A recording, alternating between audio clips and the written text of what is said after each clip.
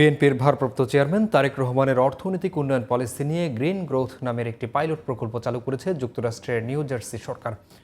একটি উদ্যোগ, একটু চেষ্টা, এনে দেবে সচ্ছলতা। জিয়াউর রহমান ফাউন্ডেশনের বহুল আলোচিত এই স্লোগানটিকে প্রকল্পের মূল স্লোগান হিসেবে রাখা হয়েছে। প্রকল্পের গাড়ি, ব্রোশিয়ার, সদস্য ফর্ম সব ক্ষেত্রে ব্যবহার করা হচ্ছে স্লোগানটি। বিস্তারিত ফয়সাল সরকারের রিপোর্টে। স্বনির্ভর বাংলাদেশ গড়ার লক্ষ্যে বিএনপির ভারপ্রাপ্ত চেয়ারম্যান তারেক রহমানের সরাসরি তত্ত্বাবধানে ২০০৩ সালের ফেব্রুয়ারি মাসে শুরু হয় দেশব্যাপী দারিদ্র্য বিমোচন ও নারী উন্নয়ন কর্মসূচি। একটি উদ্যোগ, একটু চেষ্টা, এনে দিবে সচ্ছলতা স্লোগানের এই কর্মসূচির আওতায় গ্রামে গ্রামে হাঁস মুরগি, গরু ছাগল, মাছের পোনা বিতরণ, বাড়ির আঙিনায় সবজি উৎপাদন, বিনামূল্যে সার, বীজ ও কৃষি উপকরণ বিতরণ করা হয়।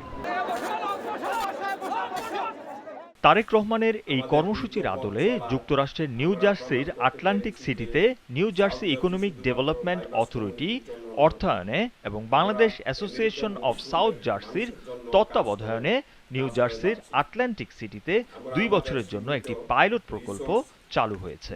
সংবাদ সম্মেলনে আনুষ্ঠানিকভাবে এই প্রকল্পের কার্যক্রম তুলে ধরা হয়।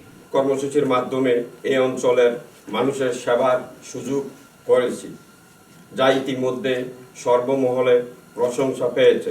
গ্রিন গ্রোথ প্রকল্পের নেপথ্যের ইতিহাস তুলে প্রজেক্ট রাইটার ও ইনিশিয়েটর আশিক ইসলাম বলেন, গোটা বিশ্বে খাদ্য সংকট দেখা দিয়েছে, বাড়ছে খাদ্যমূল্য, দিশেহারা নিম্ন আয়ের মানুষ।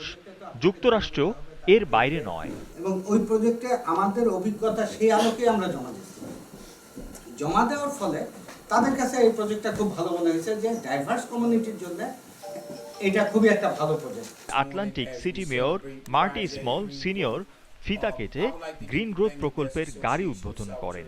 এ সময় তিনি বলেন, তৃণমূল মানুষের কথা চিন্তা করে ডিজাইন করা হলেও সমাজের সর্বস্তরের মানুষ এই প্রকল্পের মাধ্যমে উপকৃত হবে।